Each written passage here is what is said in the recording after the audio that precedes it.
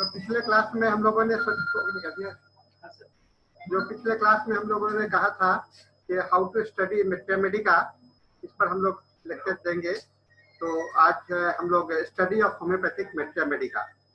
एक देखिए, कोई एक तरीका फिक्स होता नहीं है, सबको अपना अपना तरीका बनाना पड़ता है और ये आवश्यक है कि अपना अपना तरीका आप लोग डेवलप कीजिएगा। लेकिन हम लोग जो इस टॉपिक पर जो हम लोग डिस्कशन करना है, एक जनरल जो कंटेंट सारी बातें आ जाए, इसको दिमाग में रखना है। तो किस तरह से आ जाएगा, क्योंकि हर एक लोगों का अपना अपना दिमाग होता है और अपने अपने ढंग से उसके अंदर में बदलाव आता है। उसको दिमाग में हम लोगों को रखना, दिमाग में रखना जरूरी है, ठीक है ना। किस तरह से चेंजेस आते हैं, किस तरह से हमको एडॉप्ट करना है, लेकिन हमारे साथ में सारे कंटेंट आ जाए, मैथमेटिका का सारा पहलू आपके पास में आ जाए, ये बहुत इंपॉर्टेंट हम लोगों का विषय होता है। तो आइए आज हम लोग इस मैथमेटिका को स्कैनिंग करने का कोशिश करें, इसको खोजने का कोशिश करें, ठीक है ना। एक चीज को दिमाग में हमेशा बेसिकली बना करके रखिएगा कि होम्योपैथिक मैथमेटिका क्या होता है, genuine, pure, reliable and authenticated symptoms होता है। Genuine, pure, reliable, authenticated symptoms है, जो कि सिंपल सब्सटेंस का है। सिंपल सब्सटेंस मतलब कि ओरिजिनल सब्सटेंस, जिस चीज का आप प्रूविंग कर रहे हो उसका ये सिम्टम्स होता है, इसलिए इसको दिमाग में रखना पड़ेगा। और वह कहाँ पर लाते हैं हम लोग, हेल्दी ह्यूमन बींग्स पर लाते हैं। जब हेल्दी ह्यूमन बींग्स की बात करते हैं, तो आप जब मैथमेटिका में अगर खोजोगे और उस समय में कोई डिजीज रिलेटेड सिम्टम्स होगा, तो आपको ध्यान रखना पड़ेगा कि ये सिम्टम्स जो है तो प्योर सिम्टम्स है या इम्प्योर सिम्टम्स है। तो हमारे दिमाग में एक बात जरूर पैदा होना चाहिए कि प्योर सिम्टम्स कौन होता है और इम्प्योर सिम्टम्स कौन होता है। और आज इतने सारे मैथमेटिका हैं, clinical Mathematica, different type of Mathematica हैं, इन सभी में अगर आपका दिमाग व्यस्त हो जाएगा तो आप इसको अगर भूल जाएंगे, तो प्यूरिटी और इम्प्यूरिटी का ध्यान में नहीं रहेगा, तो आप रिलायबल सिम्टम्स नहीं प्राप्त कर सकते हैं। तो रिलायबल सिम्टम्स प्राप्त करने के लिए आपको प्योर सिम्टम्स पर ज्यादा ध्यान देना पड़ेगा और यह देखना पड़ेगा कि कौन सा सिम्टम्स का सोर्स कहाँ से है, उसका कहाँ से वो उद्गम हुआ है, क्योंकि सोर्स ऑफ इंफॉर्मेशन बहुत ही इंपॉर्टेंट होता है। कहाँ से वह शुरू होता है वो बहुत इंपॉर्टेंट। जैसे हैनीमैन का जो प्रूविंग है, फिर क्लार्क का प्रूविंग, जितने भी प्रूविंग किया सभी का अपना सोर्स होगा, वो उसका ओरिजिनल सोर्स है। यही हम लोगों के पास में आधार है। इसके सिवा हमारा क्लिनिकल को आधार नहीं मानते हैं, क्योंकि क्लिनिकल जो है तो चेंजेबल है, डिफरेंट पर्सनैलिटी पर है, डिफरेंट कंडीशन में है। पर्सनैलिटी प्लस कंडीशन दोनों बदल जाता है, व्यक्ति बदल जाता है और उसका कंडीशन बदल जाता है, बीमारी बदल जाता है, और एक ही लक्षण अलग अलग जगहों पर अलग अलग ढंग से दिखाई पड़ता है, इसीलिए वह प्योर नहीं रह जाता है, वह इम्प्योर सिम्टम्स उसको माना जाता है। तो हम लोग का पहला तो दिमाग में एक बैठा के रखना पड़ेगा कि what is the pure symptoms, what is the genuine symptoms, what is the reliable symptoms, that is more important. क्योंकि मैथमेटिका का जो संख्या इतना बढ़ गया है, मैं बार बार आपको बता रहा हूँ, पिछले बार भी मैंने कहा कि सल्फर के 15,000 लक्षण आपके इकट्ठा करके करेंगे तो 15,000 लक्षण मिलेगा, लेकिन कितने आपके काम के हो पाएंगे, कितना आपके ग्रास्प कर सकते हो, कितना अपने पास में उसको इकट्ठा रख सकते हो, this is more important for you. दूसरी बात, ये जो प्रिस्क्राइबिंग के लिए क्लियर कॉन्सेप्ट का जरूरत है। प्रिस्क्राइबिंग के लिए क्लियर कॉन्सेप्ट का, अगर आपके पास में क्लैरिटी ऑफ द माइंड नहीं होगा तो आप प्रिस्क्राइब कभी भी नहीं कर सकते। जैसे क्लैरिटी ऑफ द माइंड बहुत इंपॉर्टेंट होता है होम्योपैथिक प्रिस्क्रिप्शन के, और क्लैरिटी ऑफ द माइंड तभी होगा जब आप प्योरिटी पर, ओरिजिनल पर ध्यान दोगे। इसलिए मैं सभी को बराबर ये कहता हूं कि आप ये नोटबुक मत पढ़िए, आप हमेशा प्राइमरी टेक्स्ट बुक को पढ़ा कीजिए, है ना। बेस बनाइए, पढ़ने का आधार बना, और अभी से अगर आप आधार बनाइएगा केंट को पढ़ने का, अभी से आधार बनाइएगा मैथमेटिका को पूरा पढ़ने का, तो आपको बहुत ही अच्छा अंडरस्टैंडिंग बन सकता है। और हमारा एक बात और दिमाग में रखना है, प्रिस्क्राइबिंग किसको, किसका इलाज करना है, ओनली द वाइटल प्रिंसिपल। तो what is the vital principle in the patient, what is the vital principle in that medicine. दवा में अगर रोगी में देखना है तो हमें देखना है कि दवा में वो वाइटल प्रिंसिपल कौन है, और सिम्टम्स जो रिफ्लेक्ट कर रहा है, तो वाइटल प्रिंसिपल को देखने के लिए हमें सिम्टम्स ही माध्यम है। चाहे वो मानसिक लक्षण हो या शारीरिक लक्षण हो, सिम्टम्स ही हमारा आधार होता है किसी भी वाइटल प्रिंसिपल को। वाइटल प्रिंसिपल को आप इस नगण्य आंखों से नहीं देख सकते, मन की आंखों से देखना होगा, आपके अपने कल्पना की आंखों से देखना पड़ेगा, और कल्पना की आंखों से उस लक्षण के आधार पर वहां पर आपको जाना पड़ेगा। यही हमारा है। इसलिए हम लोग कहते हैं कि होम्योपैथी का जो प्रिस्क्राइबिंग है वो डायरेक्ट प्रिस्क्राइबिंग नहीं, वो इनडायरेक्ट प्रिस्क्राइबिंग है। हम कहाँ देखते हैं शरीर को, हम देखते हैं मन को, और इलाज किसका कर रहे हैं? वाइटल प्रिंसिपल को। तो ये एक है ना, जैसे कि महाभारत में कृष्ण भगवान का गीता का पाठ पढ़ा रहे थे, तो यहाँ संजय जो है सो अपने दिव्य दृष्टि से उसको देख करके उसको बता रहा है। तो आपके अंदर में वैसा दिव्य दृष्टि का पैटर्न डेवलप करना पड़ेगा अपने मिट्टिया मेडिका को पढ़ने के लिए, ठीक है ना। तो see the first idea is to have a perception about the vital principle of the central core for every medicine. हर एक मेडिसिन का सेंट्रल कोर क्या है? वाइटल प्रिंसिपल है, और interpretation of that symptoms for the vital principle is a better understanding for the study of the materia medica, ठीक है ना। तो ड्रग पिक्चर को आ जाना, तस्वीर बन जाना, जैसे रोगी को देखते हैं ना, किसी आदमी से मिलते हैं, जैसे आप लोग से मैं मिलता हूँ, तो आपके दिमाग में, मेरे दिमाग में वो चेहरा अंकित हो जाता है, और जब अंकित हो जाता है दोबारा आप मिलते हो तो मैं कहता हूँ कि आपको। तो ऐसा अगर आप मिट्टिया मेडिका का मेडिसिन का अगर पिक्चर आपके दिमाग में अंकित हो जाए तो क्या होगा? आप जब दोबारा कोई ऐसा रोगी देखिएगा जिसके सामने में कि वो है, तो ये पिक्चर जो है एकदम फोटो टाइप का पिक्चर, ऐसा दिमाग पिक्चर है। आप सारे एक आदमी को नाक, कान, मुंह सब कुछ होता है, बाल होता है, सब कुछ होता है, अगर इस ढंग से याद कीजिएगा तो अंकित नहीं होगा ना, आपके दिमाग में इंप्रेशन नहीं बनेगा। लेकिन अगर जैसे एक टोटलिटी जो है चेहरा, हर एक आदमी का चेहरा अलग अलग क्यों दिखलाई पड़ता है, इसके बावजूद कि उसको 2 ठो आंख है ही, 1 ठो नाक है ही, 1 ठो मुंह है, 2 ठो कान है, ये तो सभी को है ना। तो ये लक्षण नहीं हुआ। लक्षण क्या हुआ? जिसको देख करके उस आदमी का चेहरा याद आ जाए, उस आदमी का बीमारी को समझ में आ जाए, उस आदमी का जीवन को समझ में आ जाए, वो लक्षण हुआ। लक्षण ये नहीं हुआ कि हम सर हेड का सिम्टम्स क्या है, मेन पैर का सिम्टम्स क्या, ये तो उसके आधार वो वहां पर दिखलाई पड़ रहा है, तो उसके माध्यम से पहुंचने का एक रास्ता, एक जरिया है ना। तो इस चीज को हम लोगों को दिमाग में रखना पड़ेगा। टारगेट हमारा है to see the vital principle through the objective understanding of the symptoms that is available on the physical body of the person.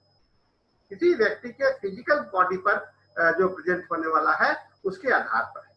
इसीलिए the guiding principle for each medicine, हर एक दवा का एक गाइडिंग प्रिंसिपल के आधार पर चलता है। जैसे आप चलते हो ना, मैं चलता हूँ, सभी कोई अपने अपने भीतर के आत्मा के अनुसार ही चलते हैं।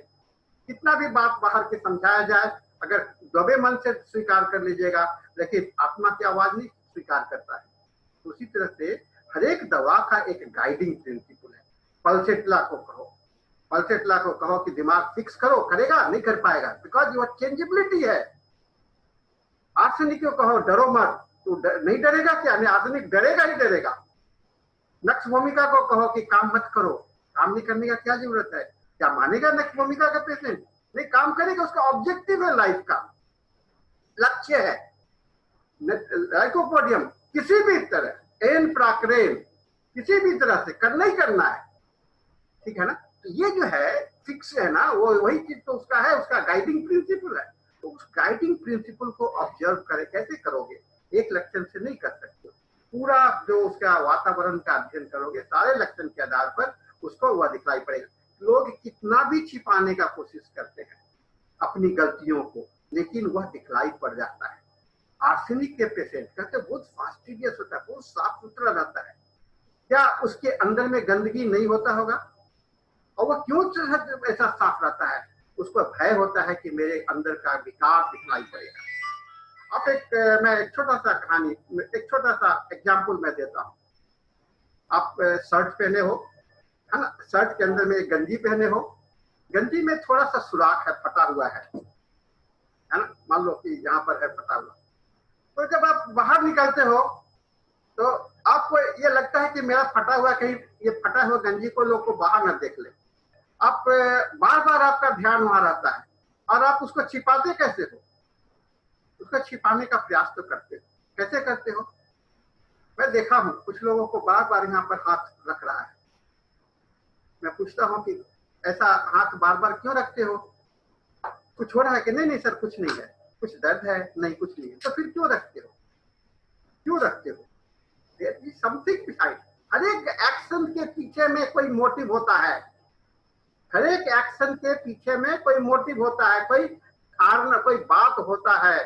इसको दिमाग में रखना पड़ेगा कि हर एक एक्शन, हर एक जो काम करते हो ना, जो आपका क्रिया होता है, उसके पीछे आप हाथ यहाँ बार बार रख रहे हो। थोड़ा सा कहो ठीक है, मैं थोड़ा सा आपको ऑब्जर्व करना चाहता हूँ, आपका शर्ट को खोलो, जरा सा देखना चाहता हूँ, देखिए वो कैसा घबराएगा, है ना? क्योंकि उसको पता है कि मेरा गंजी फटा हुआ है और डॉक्टर साहब पहचान लेंगे। तो मैं एग्जाम्पल आपको मैं दे रहा हूँ, हर एक रोगी के साथ में इस तरह की घटनाएं घटती हैं और इसी तरह के अपने सिद्धांत के अनुसार ही वो आदमी चलता है। और हर एक मेडिसिन के अंदर में भी यही बात होता है, यही कंपैरिजन है, यही सिमिलरिटी के अंदर में आप देखते हैं। Ideal of this study, mathematics of study is finding out the guiding principal. आपका लक्ष्य क्या है मैथमेटिक्स पढ़ने का? गाइडिंग प्रिंसिपल को खोजो, है ना? गाइडिंग प्रिंसिपल को खोजो। मैथमेटिक्स का लक्ष्य है गाइडिंग प्रिंसिपल को खोजना। और गाइडिंग प्रिंसिपल्स कहाँ पर छिपा हुआ है? छिपा हुआ है, सामने में नहीं है, ये ऑलवेज हिडन है, पीछे में छिपा हुआ है। इसीलिए मैथमेटिक्स को हम लोग जनरल सिम्टम्स के माध्यम से ये पहचानते हैं। जनरल सिम्टम्स को हम लोग दो भाग में बांटते हैं। जनरल सिम्टम जो कि एक ही रूप में सभी जगह पर प्रकट होता है, और एक लक्षण होता है एक जगह पर है, लोकल है, हर एक जगह पर, पेट में है, सर में है, सभी जगह पर है। उसके कहीं पर दर्द है, कहीं पर सिर जलन होता है, कहीं पर कुछ होता है, लेकिन सभी दर्द, सभी जलन, सभी कष्ट ठंडा पानी से आराम मिलता है। अब ये क्या हो गया? गाइडिंग प्रिंसिपल हो गया ना, ठंडा पानी से आराम मिलना गाइडिंग प्रिंसिपल हो गया। तो गाइडिंग प्रिंसिपल खोजिए तो आपको रोगी के पास में, क्योंकि गाइडिंग प्रिंसिपल ही आपके उसके जीवन के पास में ले जाएगा, है ना? तो ये पर्टिकुलर फीचर्स आपको देखना है। तो medicine individuality is accommodated with the environment also provide unity. और किस तरह से, ठीक है मैं बीमार हूं, ओके, मेरे को कष्ट है, मेरे को दर्द हो रहा है, ये बात है। आप क्या सोचते हो कि एक ही मात्रा का, एक ही तरह का दर्द हर एक रोगी अलग अलग ढंग से आता है? क्यों आता है? क्योंकि उसी अपने कष्ट, अपने शक्ति के अनुरूप वह उस लाइफ में अकोमोडेटेड है। अगर मैं बड़ा बलवान हूँ, मेरे इम्यूनिटी पावर बहुत अच्छा है, तो आज लाख ऐसी हो रहा है, ठंडा पानी, बारिश हो रहा है, गर्मी हो रहा है, तो मैं ठीक ठाक हूँ, मैं अपने आप को हेल्दी महसूस कर रहा हूँ। जो आदमी भीतर से आपका इन्वायरमेंट के सहने लगने के लिए, डॉक्टर बॉनिगसन ने क्या कहा? पोमैडो मतलब modality according to the environment, changes according to the your own ability. अपनी शक्ति के हिसाब से ही आप ठंडा बर्दाश्त करते हो, गर्मी बर्दाश्त करते हो, हॉट पेशेंट बोलते हो या कोल्ड पेशेंट बोलते हो या इक्वलाइज पेशेंट बोलते हो, अपनी ना शक्ति से। सबका अलग अलग होता है, एक थर्मल अलग होता है, हर एक चीज अलग अलग होता है। तो ये इंडिविजुअलिटी, इन्वायरमेंटल के साथ में रिलेशन। दूसरा जो रिलेशनशिप है समय के साथ में। आपको 10 बजे लैट्रिन लगता है, हॉस्टल में कहता है कि 6 बजे, अगर 7 बजे लैट्रिन के लिए आप तैयार नहीं होगे तो क्या होगा? आपको ब्रेकफास्ट नहीं कर पाओगे, है ना? अगर नहाने के लिए अगर समय पर नहीं जाओगे तो आपका नल में पानी नहीं मिलेगा। ये इसके साथ में ये कॉन्ट्रडिक्शन होता है। लेकिन आपको नहाने का मन क्या करता है? 12 बजे दोपहर में नहा, कोई अर्ली मॉर्निंग नहाता है, कोई लैट्रिन आपको early driving out of the bed है, रुब्रिक्स ना आपके मैथमेटिक्स में। ये सारी चीज जो है अंडरस्टैंडिंग का विषय होता है, जो कि हर एक इंडिविजुअल के साथ में वैरी करता है। देन सेंसिटिविटी, यह भी कॉन्स्टिट्यूशनल टेम्परामेंट और पर्सनैलिटी को सिग्निफाई करता है ना? इंडिविजुअलिटी, कॉन्स्टिट्यूशन, टेम्परामेंट, आप कैसे मिलते हो, किसी से मिलने आए हो, है ना? और डॉक्टर के पास में आपका पेशेंट बाहर बैठा हुआ है, बार बार झांक के देखता है कब मेरा नंबर आएगा, कब मेरा नंबर आएगा। हाँ, उसका इम्पेशेंट है, सेंसिटिविटी बहुत ज्यादा है। एक है आ रहा है इंतजार से, मेरा समय आएगा तो मैं जाऊंगा। एक आदमी होता है एंटीसिपेटरी ने, ट्रेन पर 10 बजे का ट्रेन है, वो सवेरे 4 बजे से स्टेशन प्लेटफॉर्म पर आकर के बैठा हुआ है, क्यों? मेरा ट्रेन छूट जाएगा। That is called the sensitivity. Temperament, ये सारे इंडिविजुअलिटी को पर्सनलाइज करता है। तो मेंटल स्ट्रक्चर से हर एक जगह फिजिकल के साथ में जुड़ा हुआ है। बिना फिजिकल के मेंटल सिम्टम्स आपको बिना मेंटल फिजिकल के मेंटल सिम्टम्स भी आपको कंप्लीट नहीं होता है। कहते हैं medicine without mental picture are considered as incomplete. कोई भी दवा जिसको कहते हैं ना कि इनकम्प्लीट मेडिसिन है, किसको, जिसके अंदर में अगर फिजिकल है तो मेंटल नहीं है, मेंटल है तो फिजिकल नहीं है, ये इनकम्प्लीट मेडिसिन है। कंप्लीट मेडिसिन नहीं है आपका कंप्लीट। काउंटर पार्ट को देखने का कोशिश करो, मेंटल है तो फिजिकल है कि नहीं, फिजिकल है तो मेंटल है कि नहीं। क्योंकि हमारे गाड़ी के दो पहिया है, हमारे जीवन का दो पहिया है। एक पहिया कौन सा है, माइंड, और एक शरीर। अब एक छोकर नहीं रहेगा तो एक लंगड़ा हो जाएंगे ना, इसी को हम लंगड़ापन कहेंगे। अगर माइंड नहीं होगा तो आप नहीं चल सकोगे, और शरीर नहीं होगा तो भी नहीं चल सकोगे। तो ये दो जो है तो होना एसेंशियल है। कोई आदमी कहता है कि हम मेंटल सिम्टम्स पर खाली प्रिस्क्राइब करते हैं, तो आप लंगड़ा हैं क्या? खाली फिजिकल सिम्टम्स पर प्रिस्क्राइब करते हैं? अरे ऐसा नहीं है। लाइफ को पहचानने के लिए आपको माइंड एंड बॉडी का दोनों का बैलेंस है। दो पूरी के जैसा होता है, और दो चक्के पर ही चल सकता है साइकिल, है ना, बाइक, आपका सारा चीज दो चक्के पर ही चलता है। और दो चक्का में से एक चक्का नहीं रहेगा तो आपका बाइक चलेगा क्या? नहीं चलेगा। दो पैर नहीं, एक पैर नहीं रहेगा तो एक लाठी का सहारा तो लेना पड़ेगा ना एक पैर को बनाने के लिए। तो ये इंपॉर्टेंट फेनोमेना है आपको सिम्टम्स को समझने के लिए। माइंड है तो बॉडी है, बॉडी है तो माइंड है, और लाइफ है तो ये दोनों है। तो ये दोनों का स्टेटस जानने के लिए आपको कहते हैं कि जनरल सिम्टम्स के पास में हमें जाना है।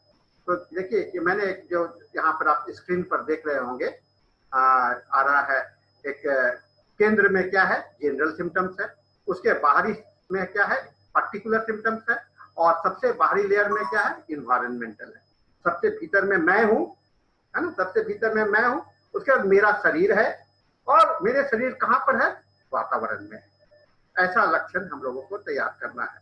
रोगी का पिक्चर यही बनेगा, मैं कहाँ हूँ, मेरा शरीर कहाँ है, और मेरा शरीर और मैं इस वातावरण में कैसे एडजस्ट। यह दवा का मैं कौन है, इस दवा का पर्टिकुलर बॉडी कहाँ है, और इस दवा का मॉडलिटी इन्वायरमेंटल के साथ में क्या है। तो ये चक्र जो है सो आपको हर एक मेडिसिन का कोर सिम्टम्स कहलाता है। माने यही एक केंद्र बिंदु है जो कि हर एक दवा में ये आपको तैयार करना है। General, particular and environmental, general, particular and environmental, ठीक है ना।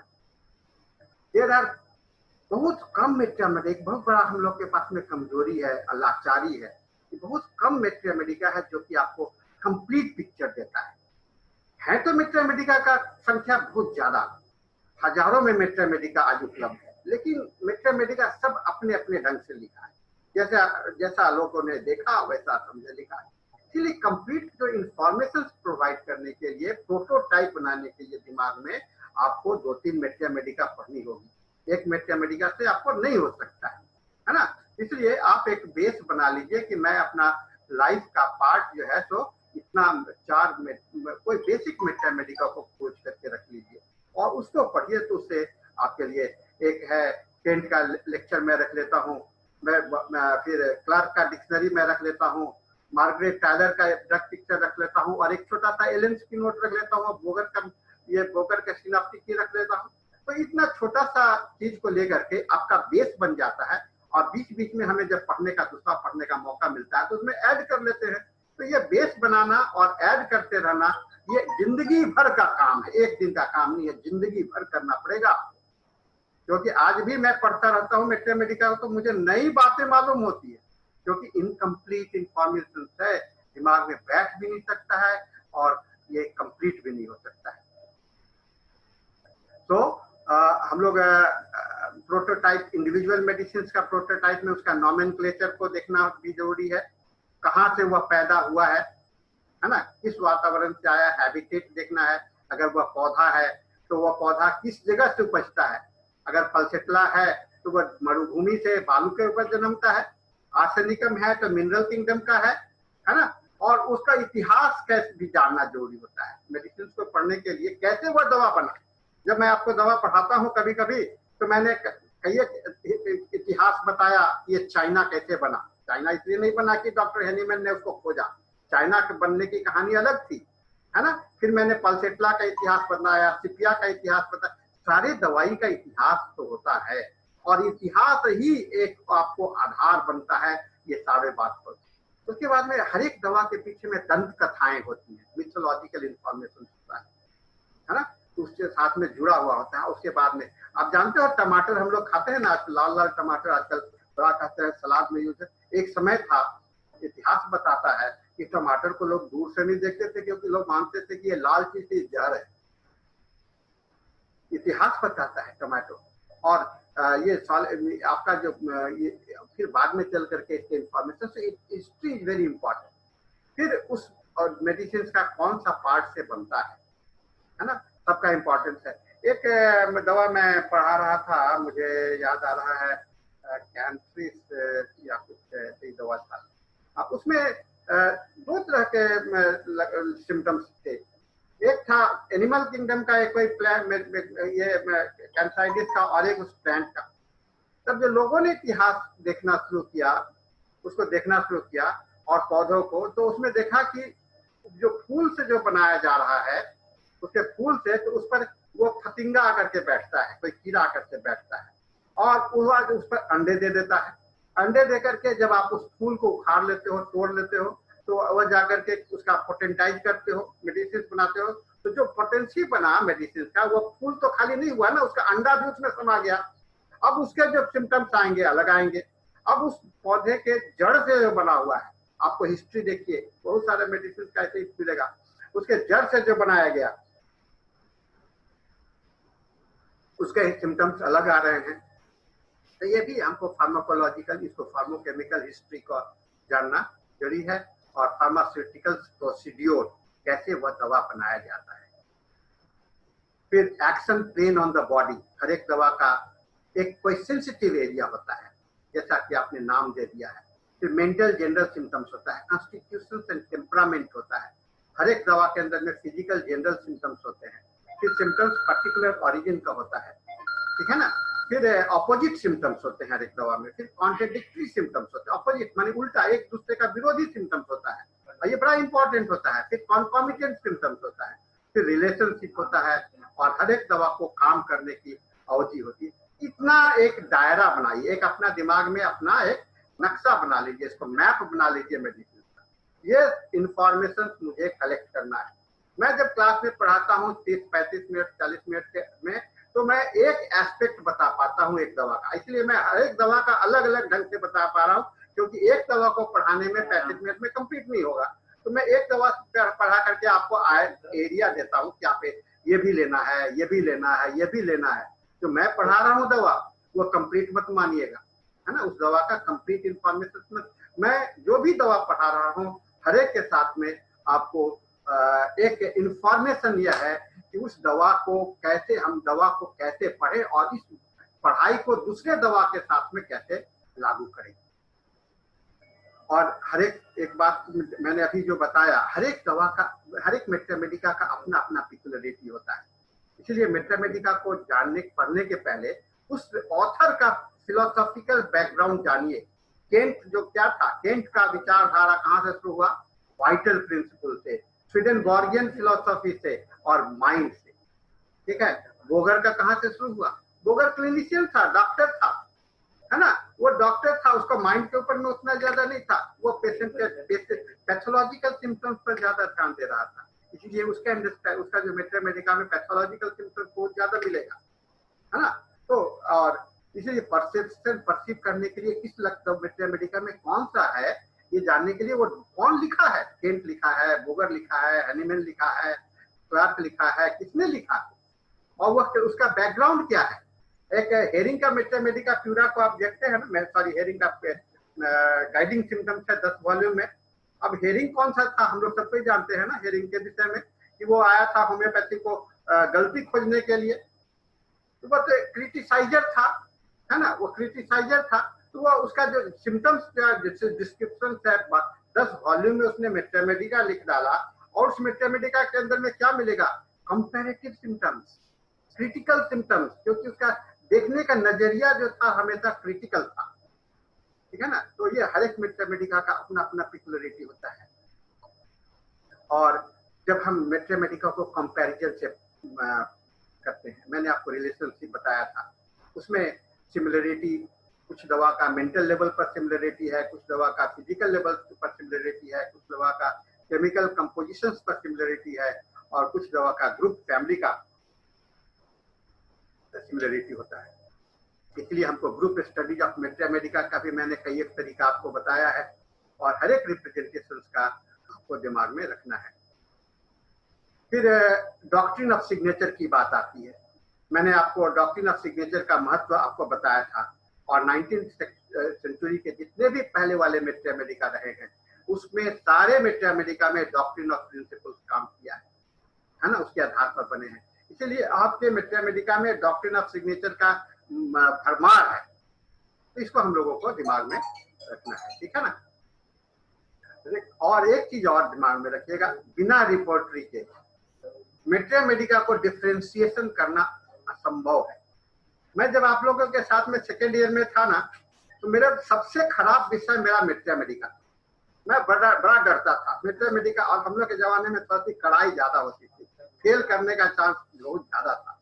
और उस समय में हम लोग सबसे ज्यादा डर हमको होता था मैथमेटिका को लेकर के, क्योंकि जो ये दवा पढ़ो तो वो भूल जाओ, वो पढ़ो तो वो भूल जाओ, और हर एक दवा का सिम्टम्स हमारे शरीर पर नजर आता था। लेकिन जब मेरे पिताजी क्योंकि रिपोर्टोरियन थे, उन्होंने मुझे रिपोर्टरी की आदत बनाई, और धीरे धीरे मैं देखने लगा कि हाँ, दवा मेरे दिमाग में अटक रहा है, मैं इसको अब डिफ्रेंशिएट कर पा रहा हूँ। रिपोर्टरी एक आपको कंपैरेटिव वैल्यू दे करके आपको एक कॉमन प्लेटफॉर्म बहुत सारी दवाइयों को देता है। इसलिए साथ में अभी से आदत बना लो रिपोर्टरी को कंसल्ट करने के लिए। इसीलिए ये बहुत बड़ा कंसल्टिंग फिजिशियन आपका एक, हमसे पूछने के बजाय रिपोर्टरी में कंसल्ट करो, आपको ज्यादा अच्छा मिल जाएगा, ठीक है ना। फिर थेराप्यूटिक अप्रोच का बहुत लिमिटेशंस है, लेकिन दिमाग में रखना चाहिए, उसको अड़ना नहीं चाहिए। और फ्लेक्सिबिलिटी, आपको मैंने कहा कि एक ही दवा हजारों दवाई बीमारियों पर, आपको कोरोना से डरने का जरूरत नहीं है, आपको इससे डरने का जरूरत नहीं है, लक्षण खोज से डरने का जरूरत है। लक्षण मिलेगा नहीं मिलेगा इससे डरिए, फिर तो सारा चीज आपके साथ में है। और अंत में हम लोग ये भी देखते हैं case approach to the cases में, केस टेकिंग, एनालिसिस, रिपोर्टरी और मैथमेटिका। ये आपको मैथमेटिका के, अगर आप केस टेकिंग प्रॉपर करते हैं, एनालिसिस प्रॉपर करते हैं, रिपोर्टरी का यूज प्रॉपर करते हैं, आपके मैथमेटिका का नॉलेज जो है तो इम्प्रूव कर जाता है। इसलिए कहते हैं मैथमेटिका और रिपोर्टरी एक चिकित्सक का, एक होम्योपैथ का सबसे बड़ा साथी होता है, ठीक है ना।